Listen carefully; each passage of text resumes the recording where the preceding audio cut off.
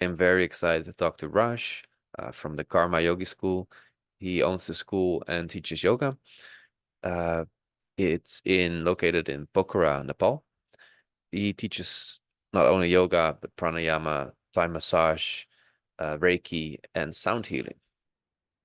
And here we go. Myself is to find my nature, to realize who I am and to find the source of my true self, or at least try to find the path, what is good for me. So Do you people feel say like you found yoga, your path? yoga, yes, by nature. So we have to find our path in some point of our life. Which path should I go? What is my nature? What types of knowledge is suitable for me? So those are the paths. In yoga, we divide it clearly that there are mainly 4 paths. We call it Karma Yoga, Bhakti Yoga, Raja Yoga, Kriya Yoga. And your So those school are is the called different. Karma Yoga, Karma Yoga Yes, School. so I call myself Karma Yogi. Yeah, Karma Yogi is someone who does selfless service, who enjoys work, and who finds his nature in the work. So that is Karma Yogi. So you enjoy teaching your students, I'm assuming. Yes, of course. Yeah, I enjoy transferring knowledge and changing people's lives and inspiring them to the next level, and I help them to find their nature. I help them to guide them. So one thing you've helped me with is the Thai massage. That's what I joined with you for 2 years ago. Um, Yeah. I really wanted to know about meridians. I got a little bit there. You got me a good introduction. Can you explain what meridians are? Meridians. So meridians simply are the energy lines in the body. So when there is energy, we call it prana. Prana means life force. And our life force has to travel throughout the body. Once it starts in our navel center, there are thousands of energy lines. So some people say in yoga, it has been said that there are 78,000 of energy channels in the body. Mm-hmm. So also in the meridian area, so they also record the similar numbers. Our energy has to travel different parts of body.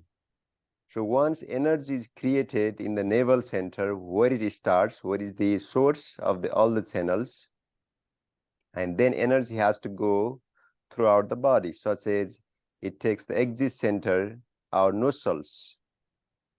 We call them Ida Pingla Nadi. In yoga, we call them nadis, right? Instead of meridians.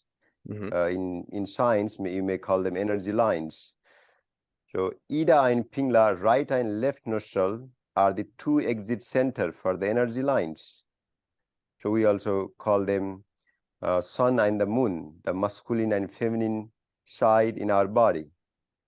So likewise, energy exit to other parts of the body, such as our eyes, right eyes, left eyes, ears, both ears. Also energy exit from our fingers and our toes. That's why I do mudras. In yoga, there is a science of mudra where we touch our fingers to activate the energy in the body. Also, our energy exit through our reproductive organs, our genitals, our anus regions. So we use the bandhas there. We use the energy lock system. So we call them Mula Bandha or Uddiyana Bandha or Jalandhar Bandha. We lock the energy. We manipulate the energy. We manipulate the prana. We do pranayama to regulate our Ida and Pingla nadis.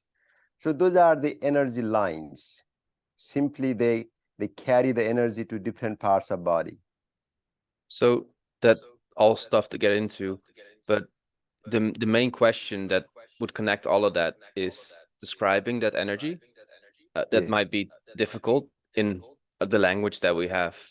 You, Yes. even calling it prana doesn't really help us understand it. How do you understand the energy? Yes, so simply prana, okay, it comes with the 5 elements of the nature, right?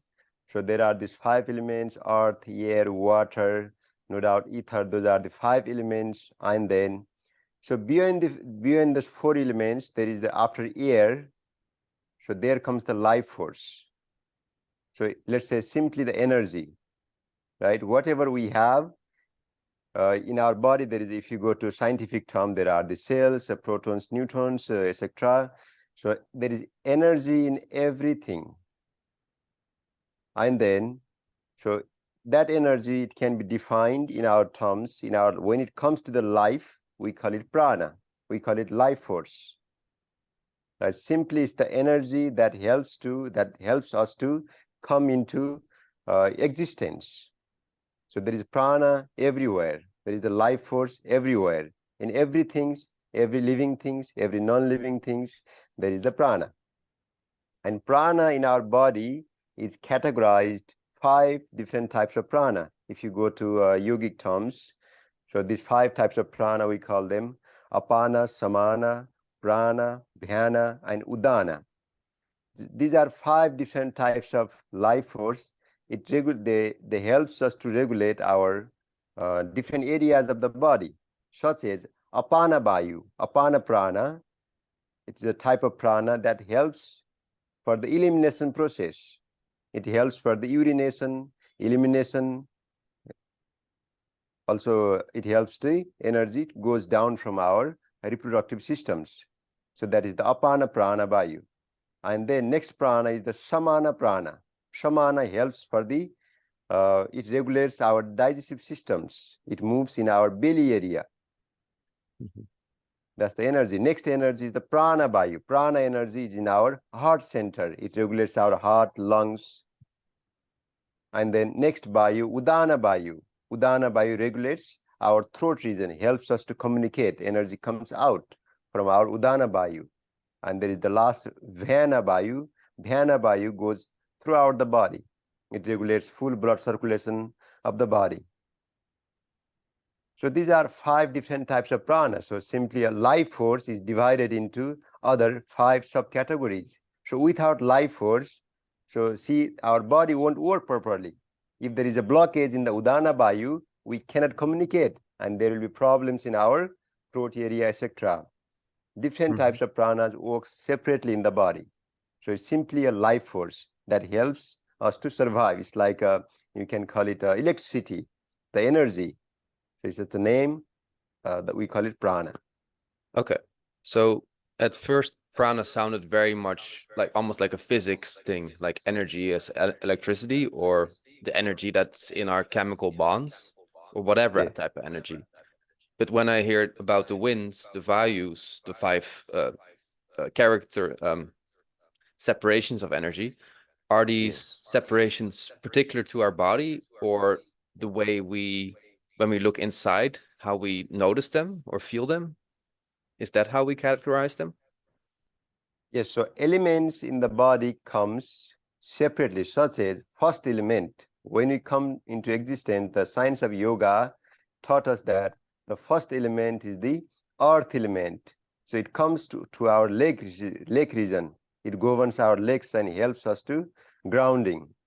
So our base area is the earth elements. And then next is the water element that governs our uh, sexual organs, our reproductive organs. That's the water body. Water element comes into the higher to the legs on our genitals area. And then comes the fire elements. Fire element come in our belly area. It helps to transform the energy. It helps for digestion, of course. And then next energy, air element comes in our heart region. And then ether elements comes in our voice region. So these are the 5 elements. And beyond that 5 elements, also there is the self, right? So we are beyond the 5 elements. Yes, we are physically in the material world, we are made up of 5 elements. But there is also, we are beyond the elements. Our true source, our true nature goes, we don't see it. So it's invisible beyond all the elements. So the 5 elements, they are connected to the 5 values, and they're also uh, what builds up ourself. Is that correct? Yes. Okay. Um, so I understand the samana would be the fire, right? And the prana would be this one. Um, and the adana is the throat, the expression one, right? Yes. That's the ether. Yes. And what's the earth then? Then earth element is the apana bayu. Sorry. Earth element is the apana bayu. Yes, apana. And then the water is the adana. Sorry. The the water element is the samana bayu. Okay. And the fire is then. The fire element would be in our belly. Mhm. So you are trying to connect with the prana bayus and the elements here. So I leave that up to you to do the research. So what I'm defining is the prana is the one thing, prana is the life force, and elements are the gross thing. Uh-huh. So I don't have enough informations if they are connected, if the prana bayus and the elements are connected. So Okay. prana is a life force, and the elements are the gross elements, right? So I'm not sure whether either we can put them together if they are connected. Yep. Okay, maybe we can do more research on that. To be fair, Yes, that might be so. yeah. That that the connection between the gross and the energy or the subtle is of course very hard to make. So something else that you mentioned are the bandhas. They're very physical. They're literally a muscle activation in our body, but there's also something more subtle to it and some interaction with our energy. Can you give us some more insight in bandhas and how we use them? Yes. So bandhas simply we lock the energy so that we can manipulate our energy. We can control our prana. So what yogi learned, once they try to hold their breath, simply our breath regulates our prana. Through breath, we activate them, we can manipulate them, we can control them. Even some of the advanced yogis, they say they can control their life force, they can control their heartbeat, they can control all the physical parts. So can you remind me the question again? I'm kind of a bit lost. Um, how do bandhas connect to the energy and in this Yes. case also the breath Oh yes. apparently? Yes. So bandhas helps to control the energy, such as udana bandha or udiana bandha. Once we lock the throat region, and that will simply strengthen our udiana bandha, the energy in the throat center, right? If I bring my belly inside and lock my belly in, and then we regulate our energy in the belly area. And if I squeeze my root lock, we call mula bandha, and then that means I activate the lower energy, such as apana energy, samana energy, etc. So simply we use bandhas to regulate the energy more. It will flow more. So we learn to control it, we learn to manipulate it. So that's the role of bandhas in prana. So the energy is the muscular activation around those areas. The muscular activation. So muscular activation comes physically, such as if I lock my throat, that means yes, physically I'm using my musculars. But energy-wise, I'm locking the energy, so it will flow more. We learn to control it, or we learn to expand it. This is a hard question, but how does it flow more if there's more tension here? So simply, once we block it, something you hold for a while, that means later on, the energy stuck there. We are restoring the energy. Once you release the bandhas, then it activates more. It's simply like if you block some energy for a while and then you release it immediately, it comes more forcefully. That does make sense, like damming up the water and then the water Yeah, you can rises and put that then way. yeah. Yes. Um, how do you experience when you lock your bandhas and how should you breathe if your bandhas are locked and how do you experience that?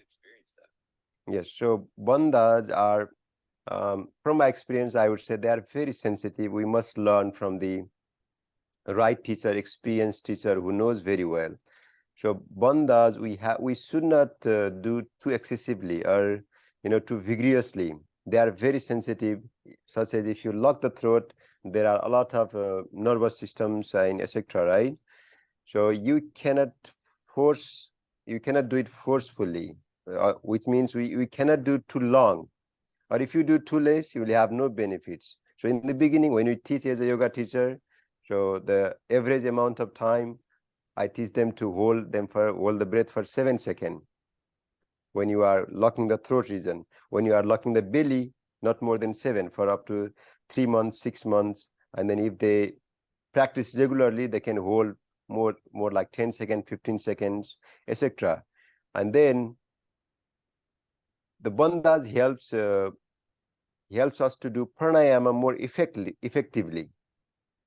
Without bandhas, they say pranayama cannot be, we cannot have the full benefit of pranayama if we don't use the bandhas. Okay, so the breath the prana comes with the breath, and with the bandhas we lock in the effect of that breath, and then we can Yes. notice better the energy of that. Yes, that's right. So how does that happen? How does the breath and the activation in a physical way connect, and then in a feeling way, how do you experience it? Well, it's hard to put into words. How do we feel exactly energy-wise, right? So when we are holding the energy for a while, you feel the free flow of energy. And then that helps us to meditate more deeper. We become very focused. Our ability to meditate expands. It becomes very easier. Your minds become more sharper. It cleans all the uh, it cleans all your nervous system simply because there is a free flow of energy after the bandhas. And then it's simply more clear and it's very easy to meditate right after the pranayama and use the bandhas. So the main purpose is to become more aware. So these are the tools for the meditation, and then we feel more sharper. I think that's how you know you are doing bandhas correctly. Okay, so would you say that there's a lot of energy in our body that's just kind of asleep, and because of the increased flow of the breath, it wakes up and flows free? Where does it flow to? Um, Indeed, yeah, that's the thing, that once we do bandhas, the energy flows freely, so we can simply feel more energy in our body, right? The main purpose of the pranayama or bandhas is to purify our system. So there are different types of pranayama. We even call it Nadi Shodhana pranayama, a pranayama that cleans our energy channels, etc. So once we do those bandhas, the energy simply clears up, and then that helps our granthis. There is the next term called granthi, the nuts, the psychic nuts. So when we do them regularly, the granthis, the nuts, they will be open easily. And then so the energy like kundalini, the energy like divine kundalini, the shakti can flow up. So it can so come up from the base of the spine to the head. so we have our three granthis. Three wh- granthis, yes. what are knots? Those are the granthis. Granthis means nuts. These are like the doors. According to your spiritual growth, they will open up. Those are like the gates. Are they connected to the bandhas? Are they at the same spot or close to him? Yeah, they say they are the Mula Bandha. There are Brahma Granthi, Vishnu Granthi, and Rudra Granthi. So they stay in the bandhas area. So you can say by holding the bandhas, it may prepare our granthis too. Okay, so and the bandha and the granthi are at the same spot? but maybe at a different subtlety of gross versus. Same location. Yeah, we Okay. teach they are in the same location. In the throat area, there is the Rudra Granthi. In our belly area, there is the Vishnu Granthi, where we use Uddiyana Bandha. And then in the root area, we call it Brahma Granthi. So where is the root lock? So yes, they are in the same location. Now, I'm curious, why are they the names are Hindu gods? Why is that? Is there a Yeah, connection? those are the three main deities. We name them, so those are the terms to understand the uh, to understand the nature, simply to understand the existence of the universe. Simply, everything comes into existence. Everything comes into birth. Everything that produce, we call Brahma, the Lord Brahma, the divine Brahma.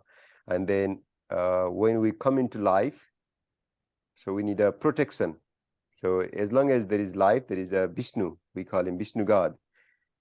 And then after that, everything perishes. So everything fades away and transforms into next energy. We call him Rudra. So these are the three different terms: the birth, existence, and then perish. Okay, so the energy gets born in the roots, stays for a while as it goes up, and then as it comes above, it exits or transmutes or transforms into. Yes, you can put that way. Yes. So, um, where does the energy come from? If it comes in with the breath, but it also connects to our bottom. Is Yes. there an interaction like a battery or something between Yes. both?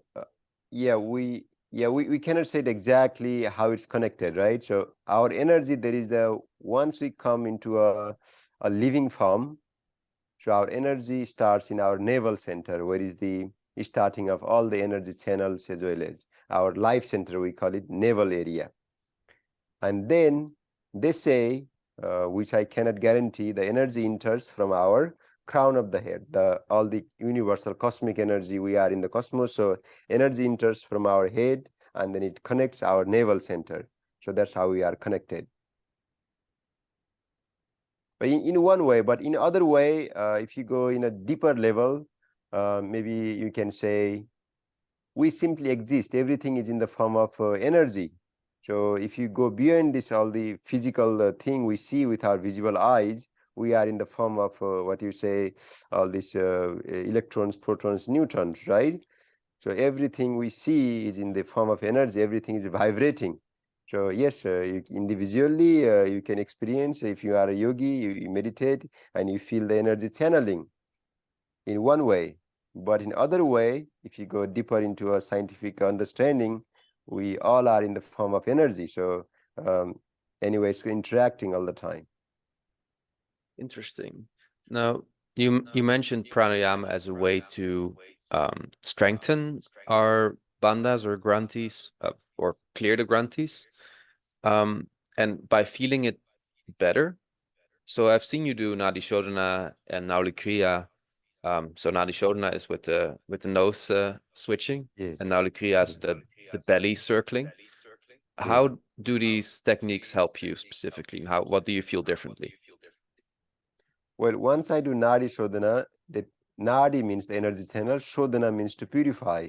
So once we purify the energy channels, which are usually done after the yoga, after the yoga asana, after the physical postures, when you prepare all the physical body organs, then you are ready to do pranayama, which is more for the pranas.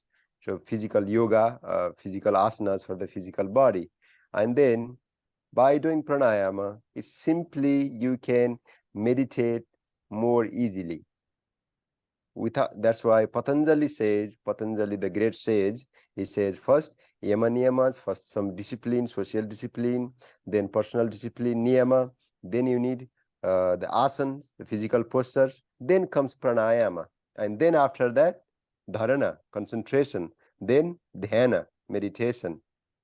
So what we are doing, we are following the steps by steps. After physical postures, then we do pranayama. Then we can meditate. So if you don't do physical asanas, we cannot do pranayama because we cannot be still. We cannot prepare our nervous systems. They are not clean. Our mind is not calm. Our body is not stable. So when you do pranayama, then of course it's easier to be more aware of yourself. You can listen to yourself. You can meditate more, right? Which is very crucial in a way. So prior to pranayama, we got the asana, right?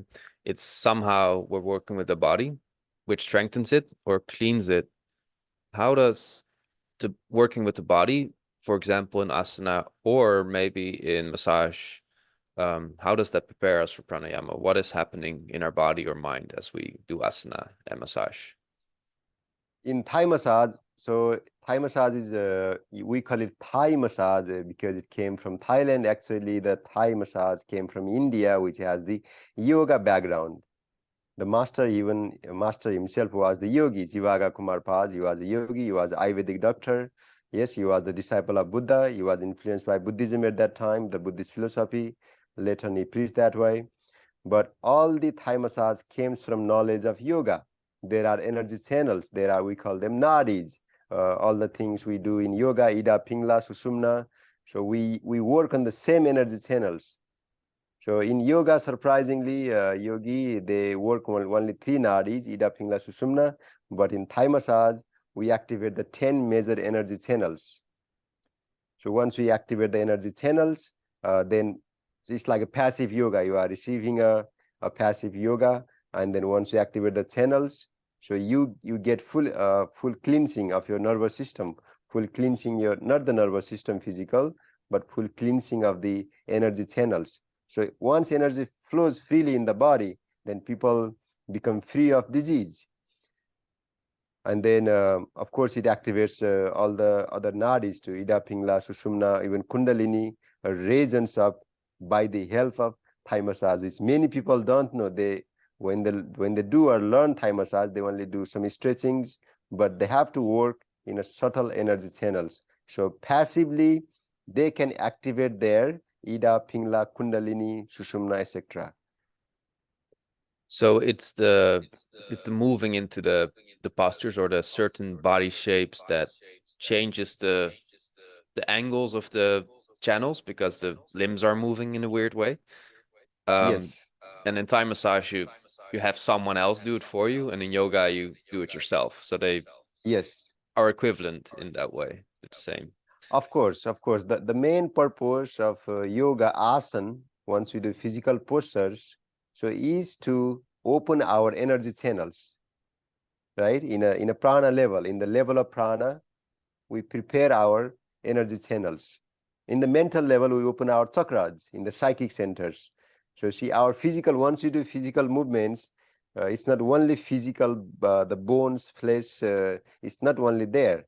So it goes to the energy level. Of course, it opens our energy channels. Also, it works on our mental level, psychic energy. We call them chakras, right? So that's the purpose. Whenever we are doing physical movements, then we are working on the energy body. Of course, there are 5 types of body. They comes together.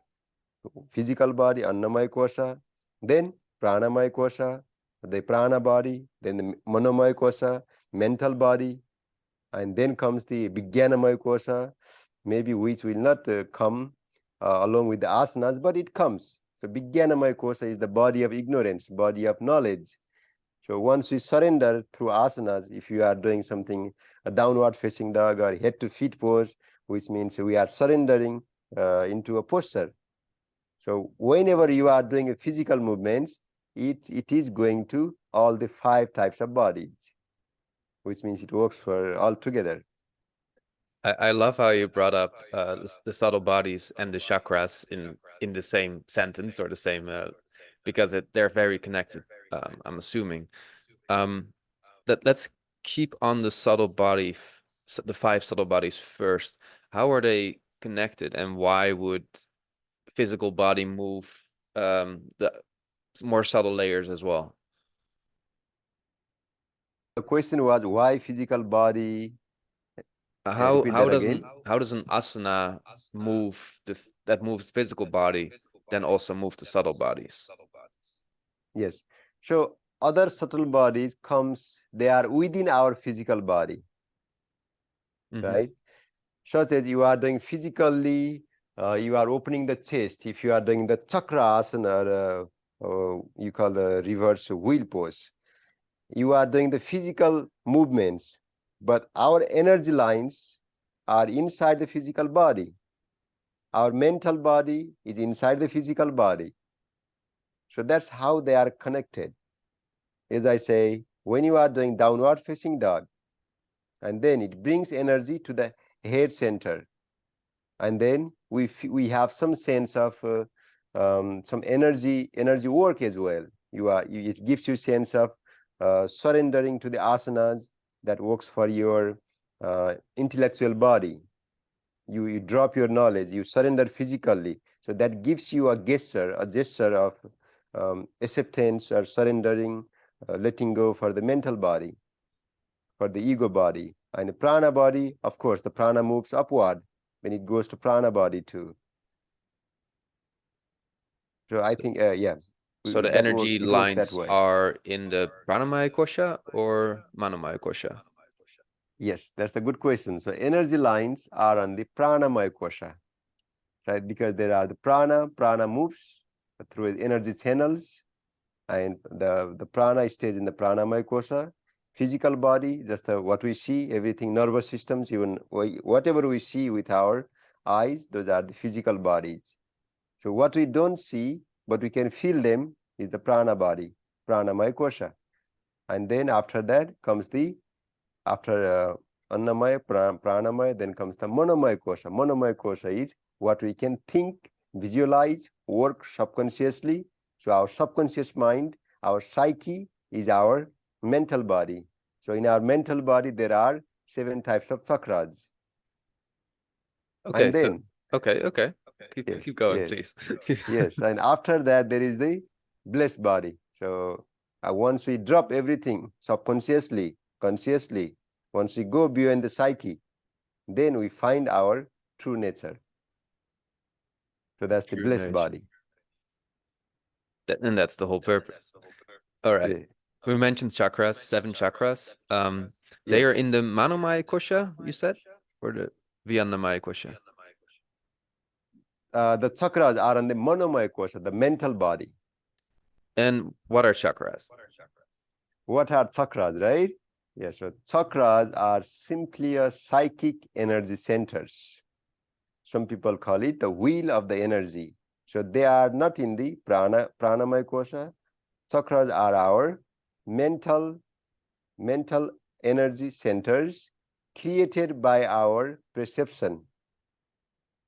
When we come into the existence, the way I make people understood chakra simply is, once we come into the physical form, or once we come into the womb, let's say, or in the outside the womb, so we create certain perceptions subconsciously, consciously, and then those perceptions wants to express, such as in the beginning, once we come into existence, we want to survive, right?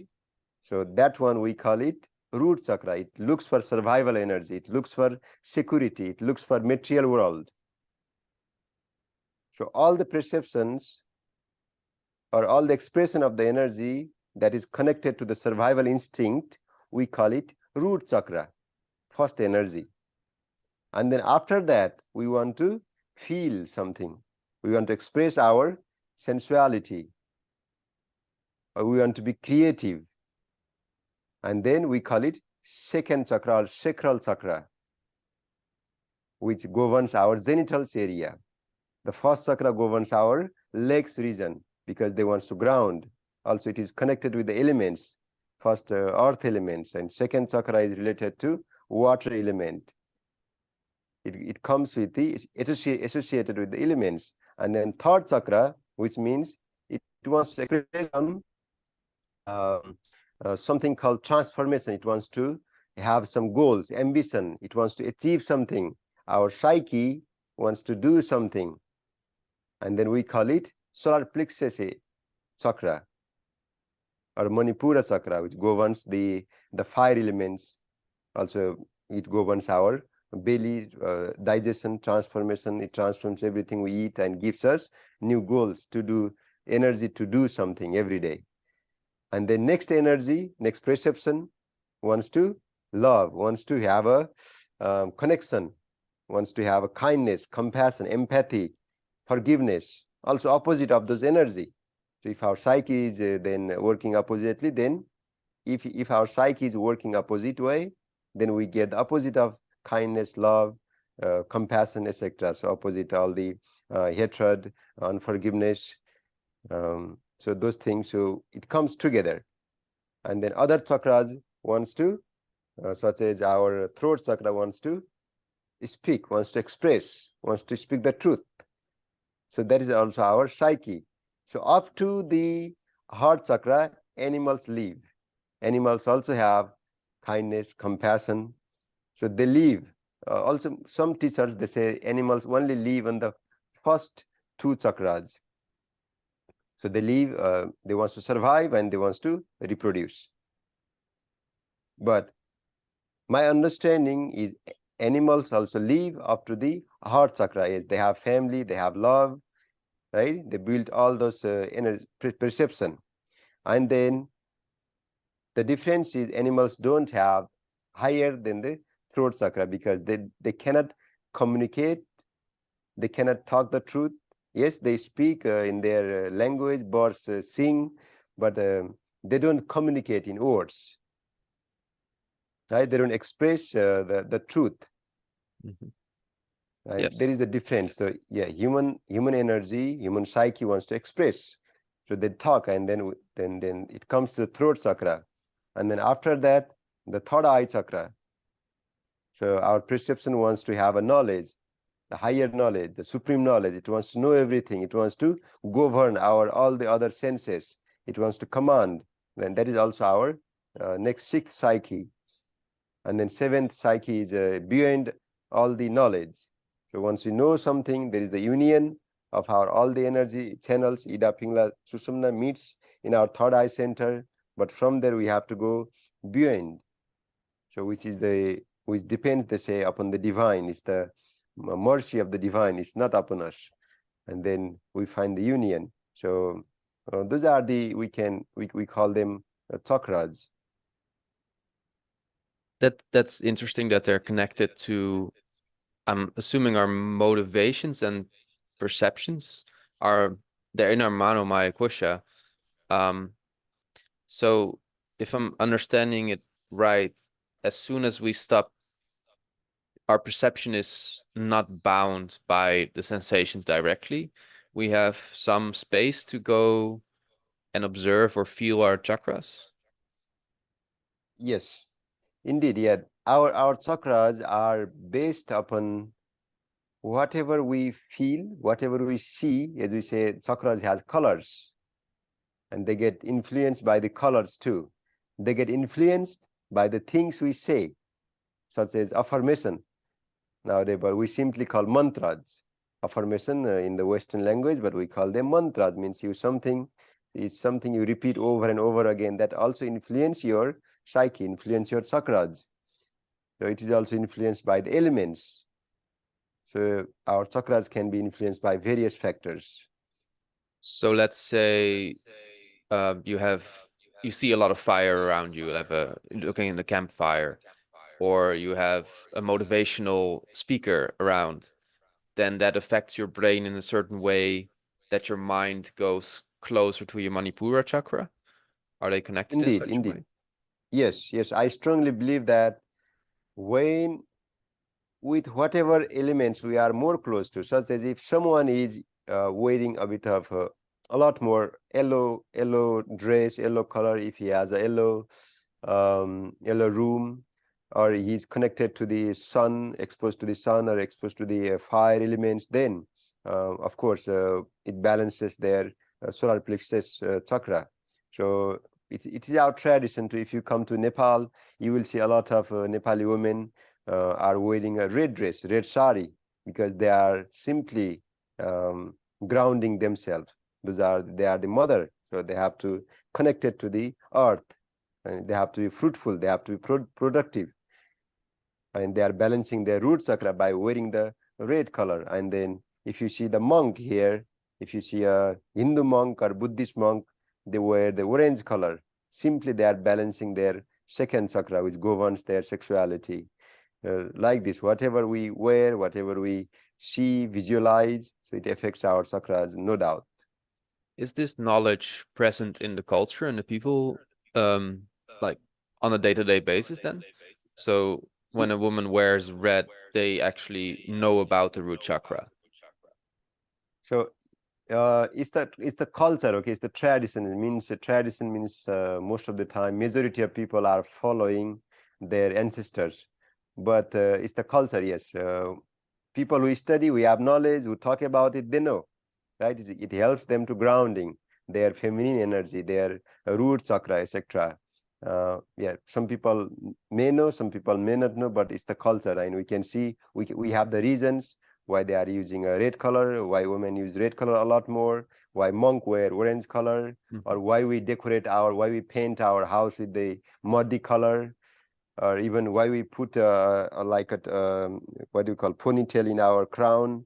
We bend to activate our the crown chakra. Why we put a bindu here, some red tika to activate our third eye chakra.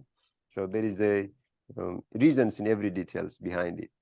So the bun on our head and the bindu for the third eye chakra, how does having those there bring your perception towards that spot, or how does that help our chakras? Well, it's very simple that if you put something here, if you are doing pranayama, what we teach, just try to put your two fingers right here, and once you press there for a while, it activates your third eye center. We feel more focused there. It activates the energy center there. So likewise, if we put a bindu in, it will help us to focus there because there is a bindu, something to be focused. If we put a ponytail above head, then we can be aware of our ponytail, and then we can be also aware of our chakras. So it draws our attention to a spot where that chakra is we want to focus on.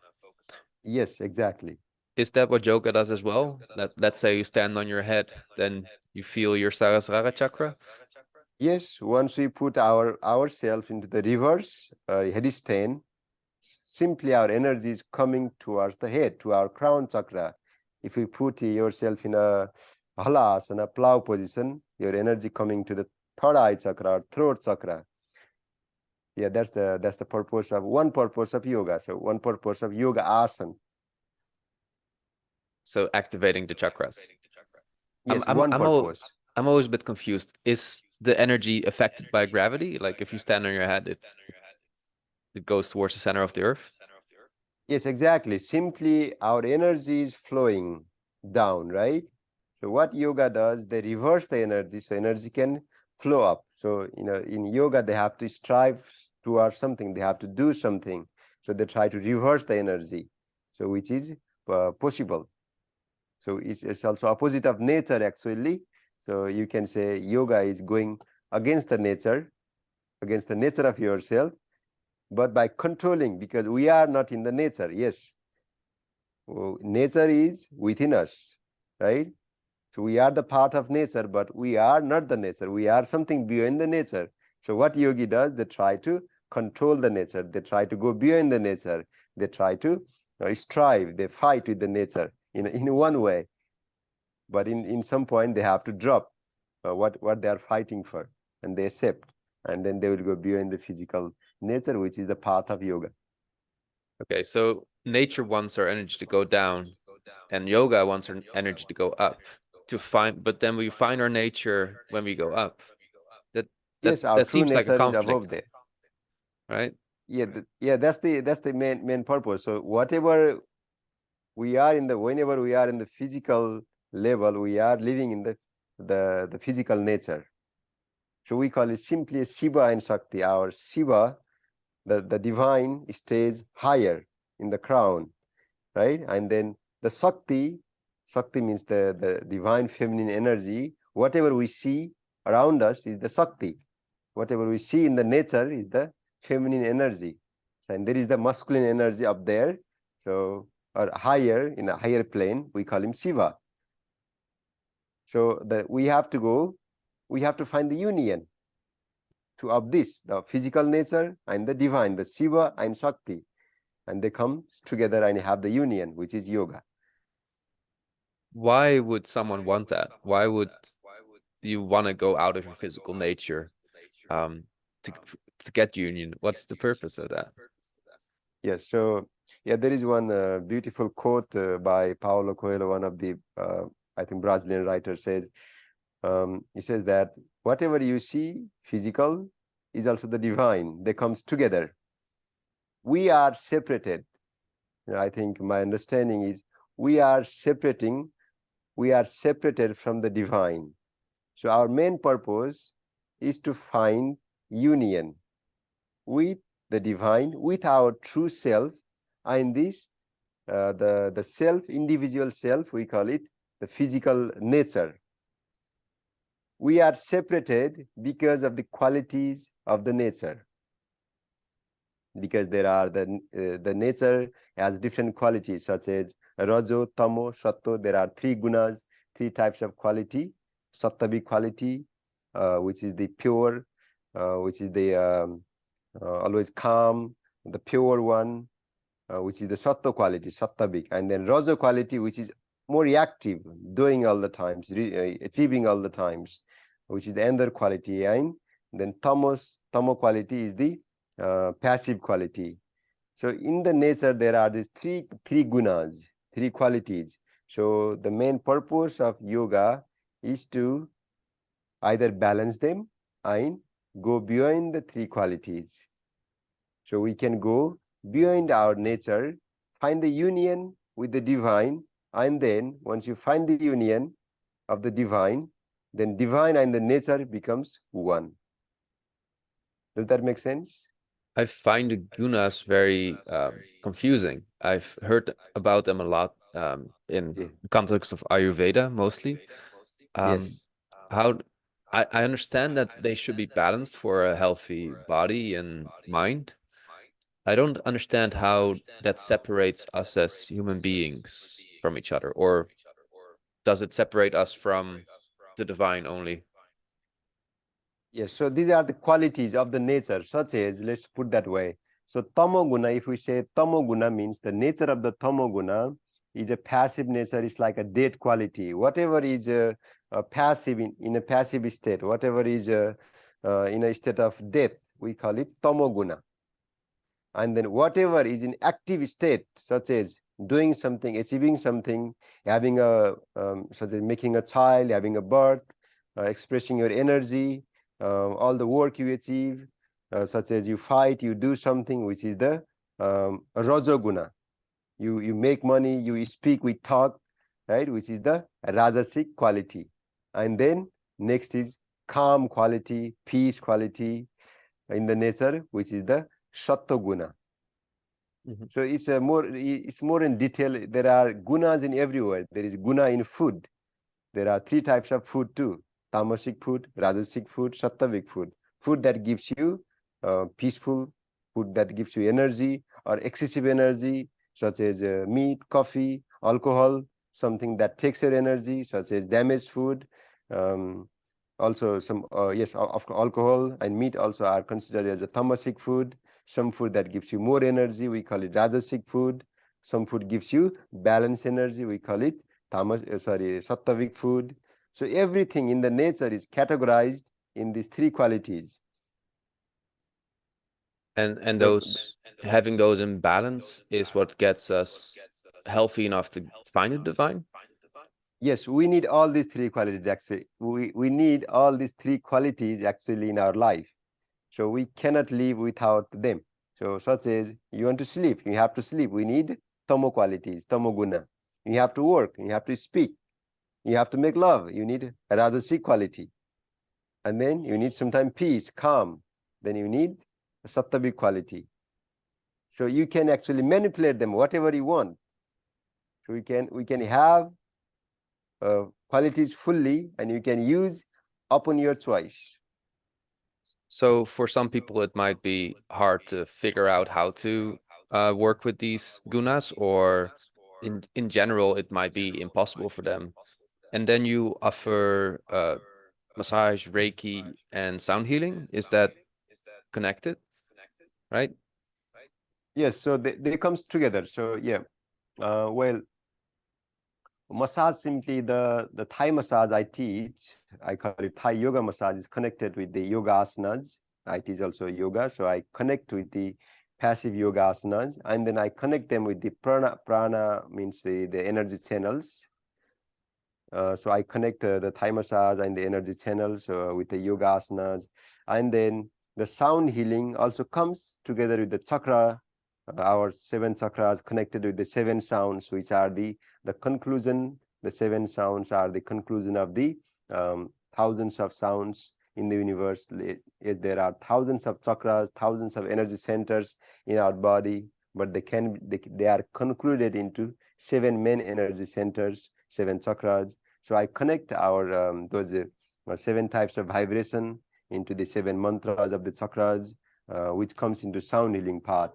And the Reiki is the energy work simply, so it depends on my energy. So when I have a connection with the higher source, then I offer Reiki healing or Reiki teaching. So it depends on my timings. There's a lot there again. Yeah. Let's explore the vibrations. We've apparently have 7 types of vibration, and they're connected to our 7 main chakras. Even though Yeah. there's more chakras, let's leave that for a few more minutes, and then we'll get into that. Um, Yes. what's up with the sound? Why does that help connect with our chakras? So sound, yes, everything we say according to our, so I don't have the scientific proof on it, but to speak from the traditional knowledge, so we call it nada yoga. So what we say, nada means the vibration. Once we are practicing nada to find the union with the sound, because everything that exists is in the form of sound, is in the form of vibration actually. So by practicing sound healing, people can listen to their sound vibrating within their body. So we say the universal sound, the mother of the sound, the sacred sound is the Om. So there is Om vibrating in our body every single time. From my experience, I could listen the sound that resonates in my heart chakra, which is the Yam vibration. So in some point of my life, I was so connected to this sound that there was so much intuition and so much connection. So if we can listen, if we could go deeper into a meditative state, and if we could listen, there is the vibration within us, and there is that vibration everywhere outside us. So once we can find the union, then that brings the healing effects. So we become one with the sound, we become one with the vibration within us, or the vibration that comes from outside singing bowls or other instruments we use for healing purpose. And that's how it works, the healing. So, for example, the yum sound in your heart, you connect to Yeah. that. How do you connect to that, and how do you have others connect with that? So it says we listen to it. How do you listen? We become yeah we become more introvert. If we stay in a such as if you stay in a quiet room without no any sound outside, and then your senses, your ears will go inside, and they will start listening your body. So which is actually possible through meditation. If you meditate regularly and listen to your breath, listen to what's going inside the head, there is a vibration in our head too. So we could hear it so easily because our ears are so close to the head region. So there is the vibration. We can hear once we say it, such as if you say, try to say and feel. Um, Where do you feel? In the head region. yeah, yeah, for sure. Yes? Yes. So likewise, when you say ooh, the singers knows very well. People who sing, when they say they can feel literally in their belly area. that's the source of the all the voice they come. So that's how we listen. By practicing. If you practice regularly, you will become more intuitive, and then you can find the union with the sound, so which is actually self sound healing. So when you listen to your heart, are you listening to a physical sound that goes out from the heart to your ears, or is it more you use your sense of hearing sort of without your ears to get to your heart? You use the ears, but you expand the hearing qualities of the ears. So it becomes more intuitive. We are losing our intuition simply these days. Animals can listen to their body very well. They can eat. They eat what they have to eat, right? They live in the nature. That's why they are so connected to their body. But we are losing it. We are losing our intuition. So we don't hear them. People in the past, they could hear them easily. So that's how all the mantras came. The mantras are associated with the chakras. So yeah, we could hear. We have those qualities.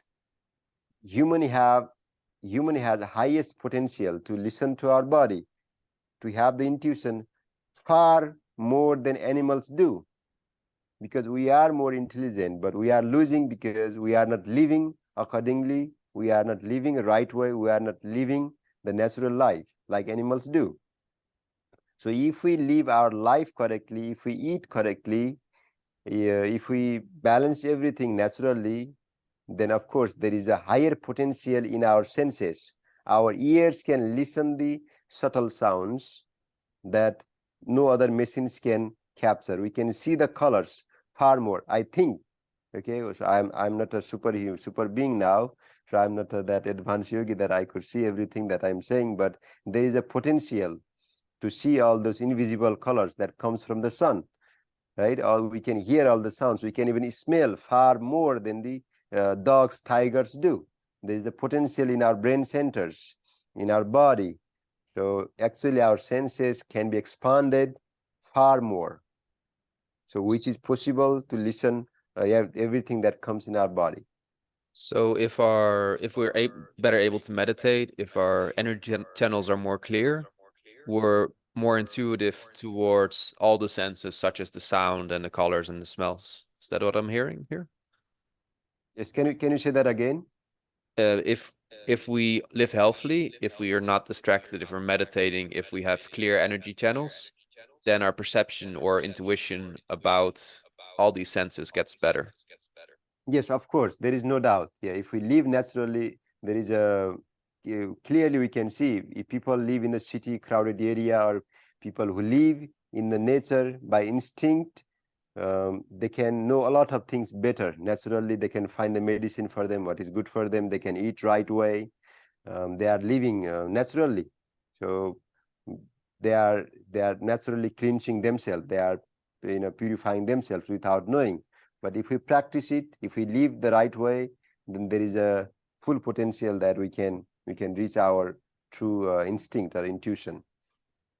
So if you use a singing bowl or a mantra to get to a certain chakra, um, the you will hear the sound and your attention will go there, right?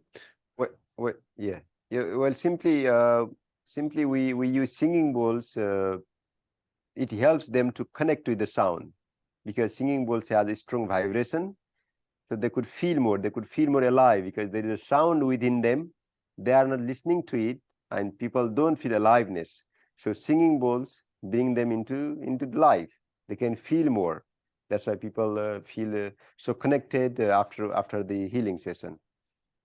What would be your choice for what singing bowl, what size, what frequency? What frequency of the singing bowl? Given a certain person or a certain session, how do you decide on that? Yeah, simply we choose the note. So we don't go details into the frequency. If you want, you can, but simply we choose the notes, the musical notes of the singing bowl, such as the C, D, E, F, G, A, B, which are the musical note of the music. So we simply choose the bowls that produce the correct C note. or D note, and then we use them according to the chakras. So which I teach in our singing bowl training actually. So would you start with the low frequency for the roots and then work your way up? Or would you? Exactly, yeah.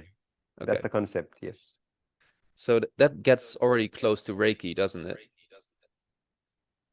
Well, yeah, Reiki is another concept. Reiki, yeah, it's Reiki channeling. So simply we connect to the energy, the universal energy, the energy around us.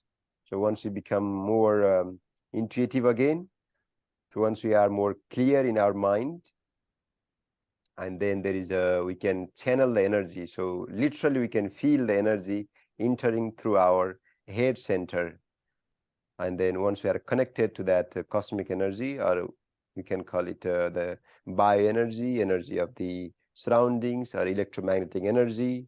So people can direct that energy if they have a clear concentration, unbroken awareness, and the energy passes through the person towards the people who are receiving the Reiki. So the sound was still prana, my pranamaya kosha, that's where it works on. And the energy you feel around with Reiki is then manomaya kosha? Yeah, the energy can be, we can say, the if they are channeling the higher energy, the Reiki energy is the highest energy. So they are channeling the prana in a way, also the energy of the divine, simply the universal energy. So they are connected to the higher source. So they are channeling that light, that source of the energy too. But in another way, so they are working with the prana. So there is the prana in the universe, and there is a prana within us. So the energy, you can say, they are channeling the higher energy than the prana, and energy is passing through their energy channels. So in Reiki, you feel the energy in yourself, but then you have to get it into another person, right? But there's no channel in between you and them. So how does it get there? Simply, in Reiki, we say we are the channel. So we don't transfer the energy. We just connect with the higher source, and then we become the medium.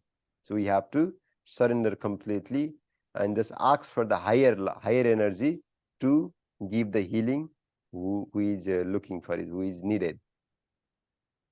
So how did you learn Reiki and how do you teach it? Is that Yeah, it came to me. It came to me with the understanding of the energy. So once I was meditating, and then I later on I found out Reiki, and then I found certain masters who are teaching it, and then I practiced for a while. Then, so I put into a daily practice, and then I started teaching about it. So it's not my main field, but I can talk about it. I can give knowledge for those who needs it, such as if you ask the question about Reiki, so I can talk about it. But so it's not my main field, but I have general knowledge, and I'm connected to the certain energy because of my practice of yoga, meditation, and massages. I do so. If I'm connected to one energy, one source, then there is a different understanding of the same energy. I'm very curious about it. So it seems that the yoga practice is important so that you're healthy or clear in your nadis yourself, so that you're able to feel Yes, the energy and depending. Yeah, and sorry, I via cut that you off. be able to feel Yeah. it in another as well. Yes, depending on our, let's say, depending on our levels. If we are not purified in the physical level, then we need certain discipline, such as yoga asana, such as pranayama, or even such as the social discipline, such as non-violence, non-stealing, celibacy. Those are the social discipline, contentment, not possessing so many things, or having a personal discipline such as shaucha, santosa, tapas. Those are the cleanliness of the body, being satisfied and controlling our senses. Those are the physical practice. So if we are good there, and then we are able to do the physical postures. We can practice our body to become stable. Once our body is stable, then we can meditate. But for some people who are already purified, they are good with the social discipline, they are good with the social conduct, they are good with all the things we talked about, personal discipline, following their personal disciplines and social, they are doing everything right. And if, if they are good with the postures, some people are born naturally. So if they are stable in the mind, they are peaceful by their nature. Maybe we say because of their past life, they are purified fully, they are holy being. So for those people, they may not need physical postures. They may not need any other discipline. They are only working for the higher realization. So those are the types of, we simply call them the levels of the yoga practitioner. One is the on the lowest level. Uh, we stage simply with six for the some teachers, and then who is in the middle level, maybe he has a circle of the yogis and people who are in the highest level. So those are the masters. So they are already in the enlightened circle. So these levels, you found Yes. masters of Reiki or of in general, maybe gurus you found? They Yeah, initiate because you? How does that work? Reiki say the philosophy of Reiki comes with the initiation. The initiation came because the master, the first master of Reiki, the from Japan, the Mikao Shui. So he had no initiation before, right? So simply he meditate. He started meditating. He started reading scriptures, and he practiced fasting, and he pray a lot, and he was a scholar. So then who initiated him? None, right? So Reiki was there before him. There was Reiki even to the many yogis. So they were aware of the energy. They used to transfer all the energy by touching. They could heal even they are passing through any road. So there was Reiki long before Mikao Usui came. So initiation comes when there is a master and you want to transform some energy, but some people can channel their energy if they practice like Mikao. So there is no doubt. So there are many yogis in the Himalayas. If you come to Nepal, someday you will encounter them. So they have full of Reiki energy. They have no initiation with any masters, right? So there is also possibility if you have some master, they can initiate you, they can give you some special energy, and then you can work faster. You can realize Reiki maybe a lot more easier, but master cannot help fully. We have to be prepared first. So not all the people can be initiated too without preparation. So how did I find my master? So I had no initiation. Simply I practiced yoga, and there was the energy I could feel. There was the intuition, and then I understood about Reiki. I met some masters, yes, some teacher, and then they taught me certain techniques to heal the person, and that's how it came to my life. Did the masters find you, or is that just a saying? Yes, indeed, we have to be prepared first. In any knowledge, so we have to be prepared. Once we are looking for something, then they come to us. And yeah, you can say master found us, and that's how he found me too. Would you say the masters have a similar motivation as you of helping people find their nature? Yeah, that's a very rare thing to find a master. It's very, very rare. Master is something close to your mother or higher than the mother who can give you, who can transfer you knowledge unconditionally. So uh, I'm not able to say that he had that intention, but I could see the qualities that I'm looking for. Okay, I could gain the understanding, I could gain the knowledge. So I took him as my teacher, my guru, my master for Reiki. Yes. And they've had to live many past lives in a good way for that. Um, You mentioned past lives. What's up with that belief? Well, yes, the concept of past life. If you are living in a good way, if you are practicing the yoga, or if you are in the path of spirituality, if you are in the path of self-realization, then your path haven't been accomplished in your past life. Then it continues from where you left. That's the concept they say, according to our tradition, our yoga.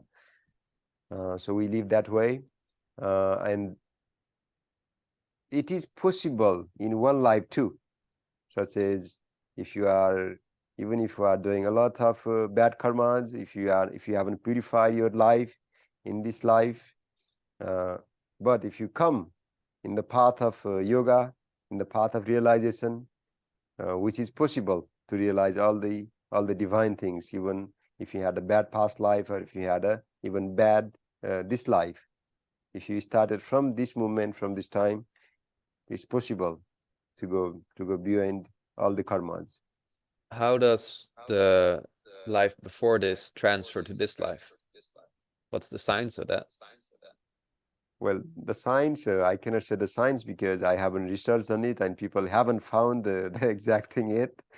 So maybe people like you will find my blessing. And the thing is, we understood as when the physical form comes into the body, there is the physical formation in the body, and then the soul of the being, soul of the individual being, selects the where he has to go according to his desire, according to he wants to fulfill some karma according to his level, and then he chooses the simply, and then he enters to that, the soul, the energy enters to that body and comes to life. So that's the concept, and my understanding, um, that's how we get to life. Is this energy also prana? That also, yeah, we take our prana together. When we go outside the body, if we leave our physical body behind, then other bodies goes together, such as our pranamaya kosha, our manomaya kosha, our chakra energy, our psychic perceptions, our all the understanding, our all the knowledge goes along with our pure self. So those are like the surroundings, the covers of the true self. They goes together. All our memories even goes together. And would the purpose be for this soul to lose their sheets or to refine them? Yeah, What's the soul that's trying the to purpose achieve of here? the yeah. Yeah, that's the purpose of the soul. The soul, we can say, the true self. So those are all the darkness. They come with the nature again. Those are the qualities of nature. So soul wants to realize, but it needs some tools to realize. Soul wants to find the bliss, but there are certain tools. So all these other koshas we call pranamaya kosha, manomaya kosha, chakras, all the knowledge, ego body. So those are the tools to um, go deeper. Actually, soul is blessed already. We come in a state of blessing, but due to the physical qualities, we are mixed up with the physical qualities such as tamo, sattva, tamo, guna. Then we cannot see the true nature. And the main purpose of the soul is to find its nature and be in the state of bliss. All right. Well, maybe the purpose of my soul is to understand these chakras and these energy channels. Uh-huh, uh-huh. And I saw you said that there is thousands of them, of chakras, right? Of Yes, minor yes, chakras. yes. They say, so we are the mini universe, right? So there is everything exists within us. So the chakras, the concept is simply that are the energy centers, the perception. So how many perception can we have? Uh, So we can have, 5 or 6, is that what you mean? Or infinite? well, What do you? well, the main perception, main expression. Those are the seven main categories. But we can have unlimited understanding, unlimited perception, unlimited thoughts, right? So those thoughts, those perception also create certain energy centers in the body, as much as the stars in the sky, let's say. So as much as the stars there are, that much of chakras in the body. So, but many of them are categorized into 7 chakras. Okay, so our main perceptions, I understand the way you explained, and then every thought that's related to those perceptions is its own little swirl, little rotation Yes, of and yes, a chakra. yes. In a mini way. Yeah. Yes, if we are the mini universe, then so we can put that way.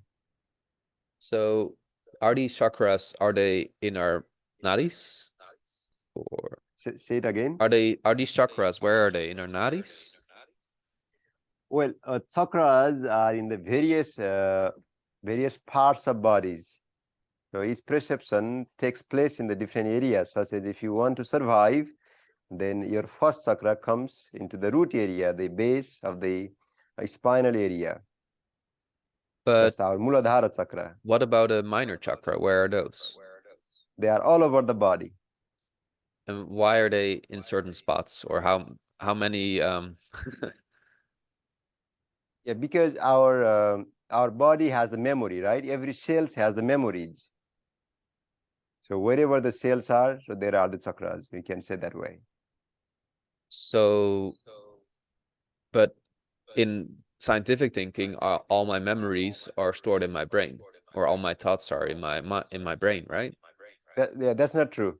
That's Our not our true. memories, yeah, our memories.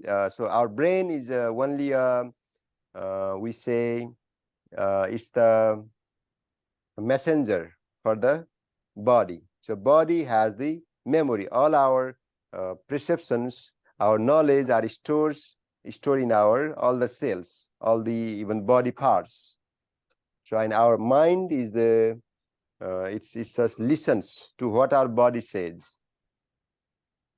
So maybe you have to go deeper from the mind, from the brain. Yeah. So yes, we can say there is the memory in the brain, but our memory comes from the also body.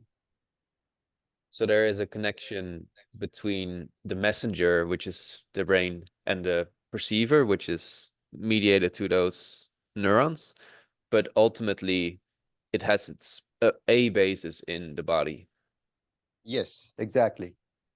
and is a fear of, like a fear of hunger, is that in the belly, or is a fear of survival, is that in the toe? Can I see it like that? Yes, we can. Yeah, definitely we can put it that way. So, for example, the nadis that connect my in the mudra that connect my thumb and finger, um, Mhm. are they connected to my heart?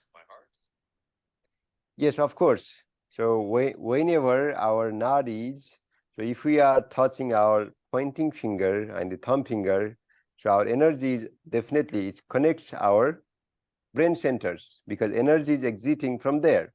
So the main purpose of doing mudras is to activate the energy. So they are connected to our brain centers.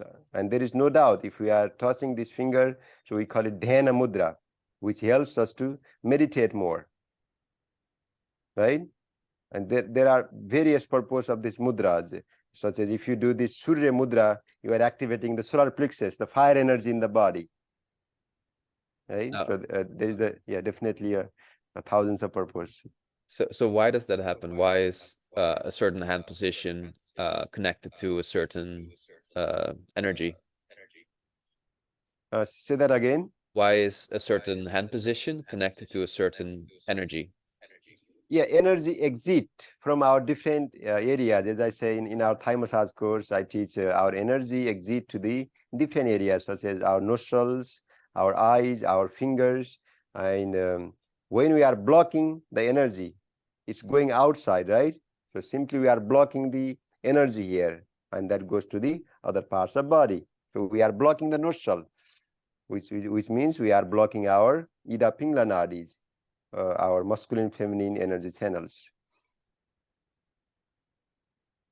Does that answers your question? It answers it in a good way. It's there's Okay. always a deeper why to ask, you know? There's always Yes, indeed. Yeah, I can understand you as a scientist perspective. So yeah. but to me it makes a lot of sense that the brain isn't everything for Manomaya Kosha to be to be there. Like the pranamaya kosha has to be the energy everywhere, right? Including my hands.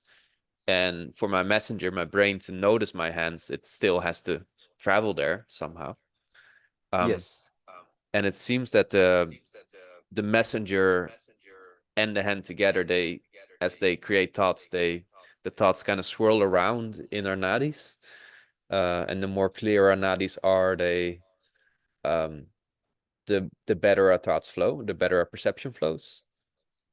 The clear the nadis are, there will be less thoughts and more understanding. So there Intuition. will be, yes, more intuition. Yes, there will So be less thought for sure. are the chakras a bad thing? Our chakras are what? A bad thing, something to get rid of in Reiki. I don't get that easily. Can you say it in an easier way, maybe? Um, so the chakras might, some people say their chakras are blocked. Yeah. Um, that sounds almost like a chakra is a bad thing. Mm-hmm. Is chakra a good thing, or is it something that has to be there, or can we get rid of the chakras? We cannot get rid of chakras. So chakras are our life. Our life is based on our perception. As I say, if you want to survive, then we need a root chakra. If you want to express your sensuality, we need a sacral chakra. Right? If you want the goals, then you need a perception, you need a psyche of the having some ambitions and goals for the Manipura, solar plexus chakra. If you want to love, if you want to have a kindness, compassion, then you need a heart chakra. So we cannot abandon the chakras. They are the part of life. As long as we are there, there will be chakras. So what is a block or an imbalance in your chakras? Yeah, blocking means we are not living naturally, such as our heart chakra wants to express love, it wants to express gratitude, it wants to have a kindness, compassion, and we are going against of them. We are going against of our real nature of the chakras, and that means they go out of balance. Okay, so if we are not living um, with love in our actions, our heart chakra gets blocked.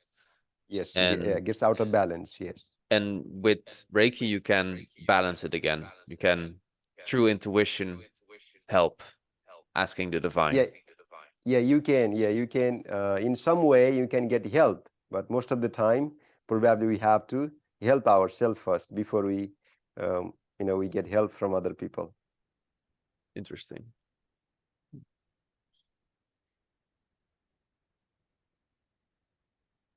They have chakras have a connection to the certain frequency. Is that connected to how they spin?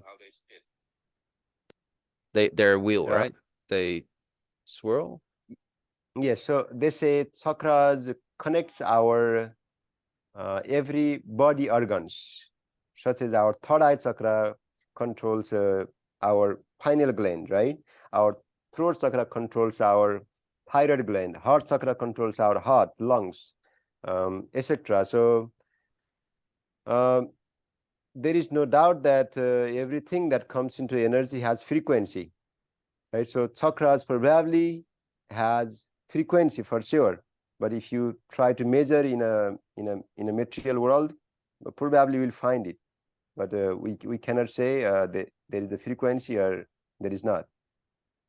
So as we're talking chakras, I've noticed you said one time you said mentioned Kundalini.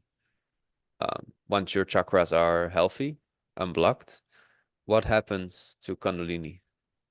What is Kundalini, first of all?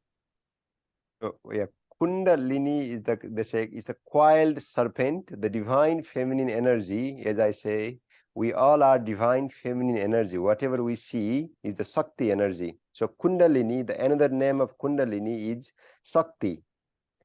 So because of our ignorance, because of our uh, let's say desires of the material world, desires of the sensual world, the Kundalini, our energy is going down instead of coming up, instead of traveling towards the higher centers, such as towards our goals, towards our ambition, towards love, towards our truthfulness, or towards our knowledge. So our energy is directed to the grounding, to the material world, right? To the world what we see, what we live in. So the energy is not coming up. The Kundalini is coiled and having face down, is looking down, it's not coming up because of our ignorance of the divine. We are ignoring.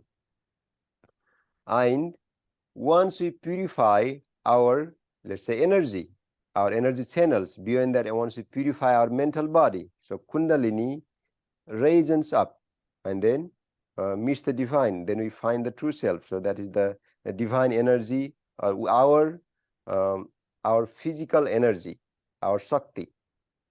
Right? So Kundalini is the energy, the energy of us, the actual energy, the energy of the nature. Have you experienced Kundalini? Yes, some point. But yeah, our Kundalini seconds up every hour a bit. People who are more connected. So every 1 hour, our Ida Pingla changes times to time. They kept changing, and when it changes, the energy Kundalini gives a little shake, and that's how we give the energy for the day. So from my experience, yeah, in some point of my practice, there was some shock, like a voltage of electricity energy comes up, and then you feel a certain a blink of energy coming up towards the head center. Then yeah, there is a certain experience. You cannot say it exactly how it feels like, but whenever there is a blank in your mind, when you are fully surrendering, and then energy gives you energy becomes a bit more. Okay, the Kundalini shakes up little more, and then that gives you a certain space. You feel blank. So okay, so you're saying that the switch between one nostril to the other nostril, the activation, which one is Yeah. active, that helps Kundalini give you energy, or that Yes, gives time to Kundalini? time. So yeah, once we are balanced with our two nadis, right, our energy is either flowing in the right side or left side, either on the masculine side or feminine side. But in some point, there is a balance between both the masculine and feminine. So our energy is flowing in the center. We call it Sushumna Nadi. So when energy flows in the center, that means Kundalini is coming up. So how do you balance? What is that balance? Because that's where the energy is. So that the Yes. balance is what gets us to our nature, correct? Yes, the balance between two qualities, not being too active or not being too passive. So we call it Hatha Yoga. Simply Ha means the sun, which is the active, Ta means the moon, the passive quality, masculine and feminine. Between the masculine and feminine, there is the divine, the Susumna. So once we balance those two qualities, Rajoguna and Tamoguna, then we get the Sattoguna. And from the Sattva Guna, there is the Kundalini energy comes easily.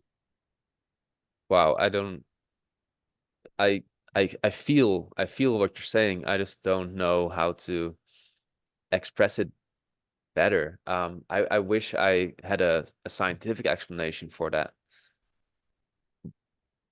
What is happening feeling wise when masculine and feminine are balanced? What is balance? Is it pressing equally hard against each other, or is it not resisting each other?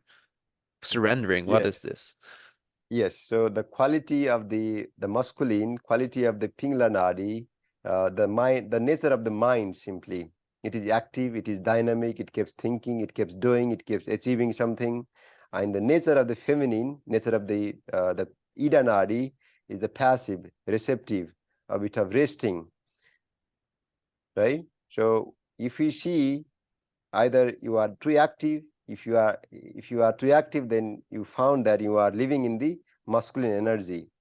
But if you are passive, receiving, receptive, lazy, not say let's not say lazy, but that's the quality of the Ida Nadi, right?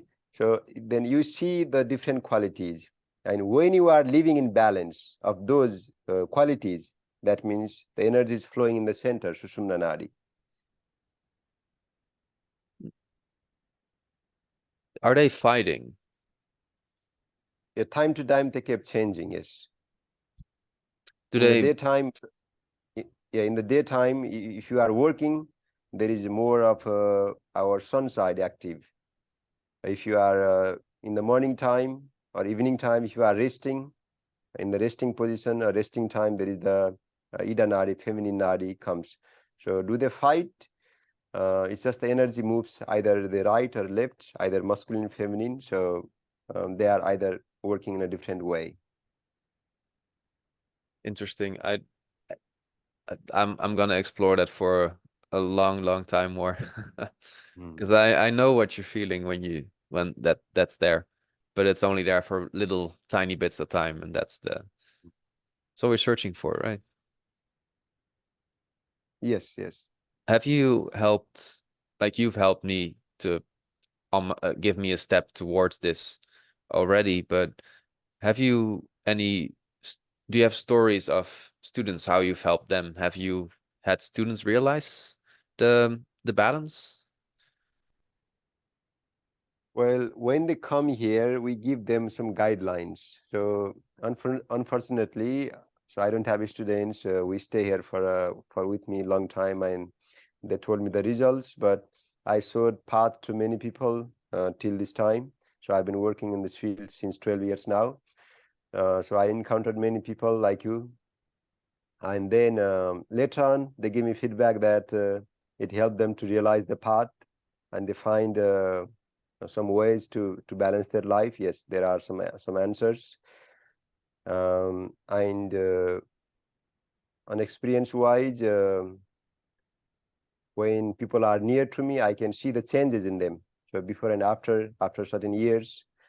So yeah, definitely there is a balance in their life after the path we I showed them, I taught them, so they work toward it. They work towards it. Yeah, no doubt. What kind of change do you see in them? Changes in their nature, changes in their speech, in their action, in their energy, in their eyes. So we can see the changes everywhere. What's happening in their eyes? I'm curious. So the energy flows. So eyes are the doors of the soul, we say, right? So even in myself, I noticed that my eyes were different when I was 12 years younger. So we can see more clearance in their eyes, more softness in the eyes, more brightness, simply, or also in their voice they speak more softness, more humbleness. Right, those are the qualities people develop after practicing these things. That was my conversation with Raj. Thank you so much. If you want to find Raj, you can find him on Karma Yogi School and Karma on Instagram and karmayogischool.com. He's in Pokhara teaching.